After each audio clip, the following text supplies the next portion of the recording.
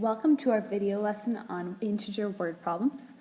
I'm going to go through the word problems that are in your review. Word problems, whenever we see them, we always start by cubing it. So the first thing I need to do is circle the numbers and units. Okay, the seahorse Petunia was 1,300 feet, that's a number, and units are the feet, so I have to circle those two, below sea level. And then it says negative 1,300.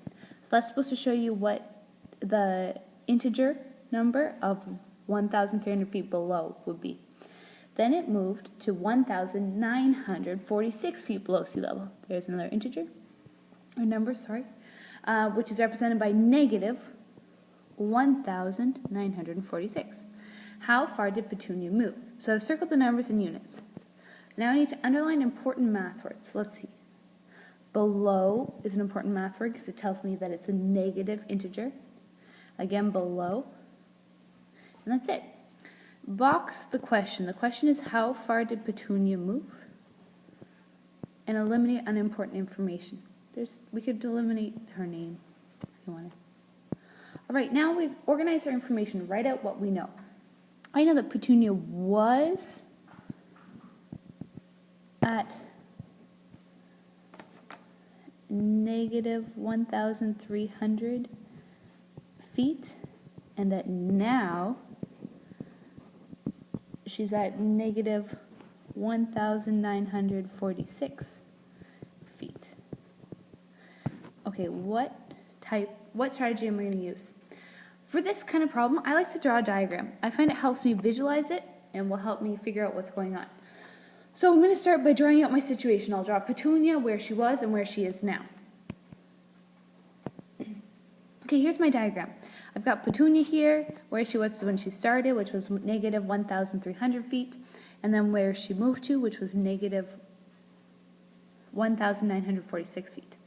All right, so we can see that she's moved down. And when it asks us how far did she move, we need to subtract. I know that we need to subtract because we're trying to find a difference. We're trying to see how the difference between these two numbers. So I know I need to subtract one from the other. I'm going to subtract the bigger one minus the smaller one, or the larger number. So she's now at 1,946 feet. I'm going to do negative 1,946 minus negative 1,300. Now, you know, I'm going to erase this so I have more space. You know that for subtraction, we need to add the opposite, or change it. So I keep the first number the same. And when I see these two, I change, and I change to positive. So I really have negative 1,946 plus 1,300. Now I'm adding. Our integers have different signs. This one's a negative and a positive. So that means that I'm going to have to subtract them. So I do 1,946 minus 1,300. 6 minus 0 is 6. 4 minus 0 is 4. 9 minus 3 is 6. And 1 minus 1 is 0. So, and our bigger number is negative. So my answer is going to be negative 646. That means that Petunia moved negative 646 feet, or down 646 feet. Now my last step, does my answer make sense? Let's think about the situation. Does it make sense that if she moved from negative 1,300 feet to negative 1,946 feet, that she moved down 646 feet? I'd say yes, that makes sense to me. Okay, let's do another problem. Again, as soon as I see a word problem, first thing I'm going to do is cube it. So as I read it, I'm going to circle the numbers and units. You borrow $5, there's numbers and units, from a friend once a week. That once really is a number. And a week will be the units for 7 weeks, okay? Write an integer to express how much money you owe your friend. So I've circled the numbers and units. Now we need to underline important math words. You borrow would be important because it tells us something about the number 5. Once is an important math word. How much? And then O. Those are important math words.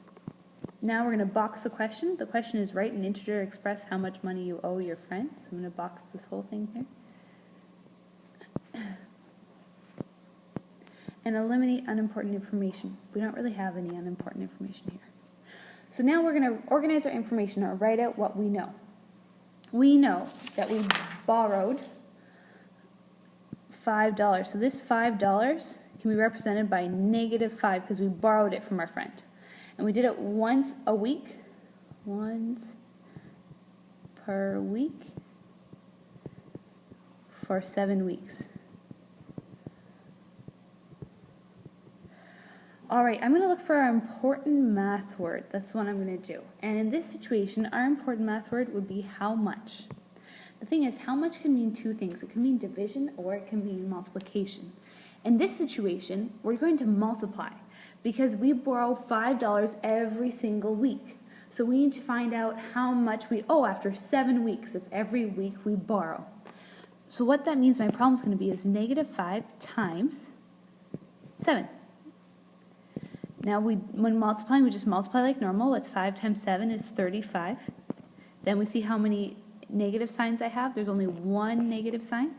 So there's nobody to make them feel better. So that means our answer is going to be negative. So that means that we owe our friend $35. If you'd rather write -35, actually the negative should go there, that's fine. Either would work. All right, now the last step, which is really important. Does it make sense that if you borrow $5 from a friend once a week, at the end you would owe $35? I would say yes, that does make sense. Okay, one last example. James and 4 of his friends go out for Chuzo. They agree to split the cost equally. The total bill came to $85, which James paid for on his credit card. How much do each of his friends owe James? Step 1, circle the numbers and units. Okay, let's do it. We have James and 4 of his friends. Okay, wait. I should only circle the number. So I'm going to circle 4. 85. And that's it for numbers. Underline important math words. Split equally. How much? And then O would give us a hint. All right. Box the question is how much do each of his friends owe James? And eliminate unimportant information. We don't care that James paid it for it on his credit card. Okay, organize your information. Write out what you know. Here's the tricky thing about this question. It's not just 4 friends. Even though it says 4 friends, it's James and 4 of his friends. So James and 4 friends is equal to a total of 5 people. So this wasn't split between 4 people, which is where a lot of people make their mistake. It was actually split between 5 people. So, and our total, which we know, is $85.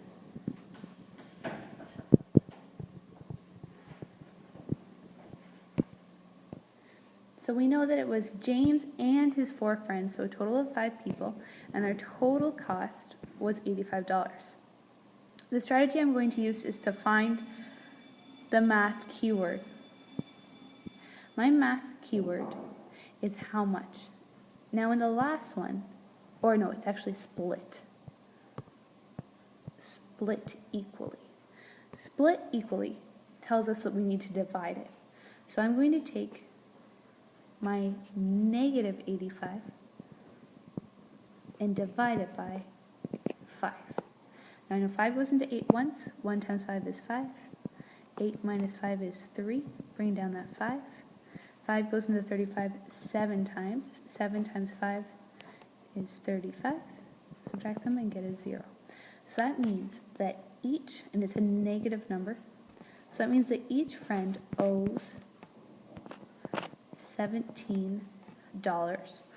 Or you can write it as $-17, or you could write owes $17. Now the last step, does my answer make sense? would it make sense that if 5 people went out for choozo and the bill was $85, that they each owe $17? I'd say that yes, that does make sense. Okay, that's all for now. I'll talk to you later.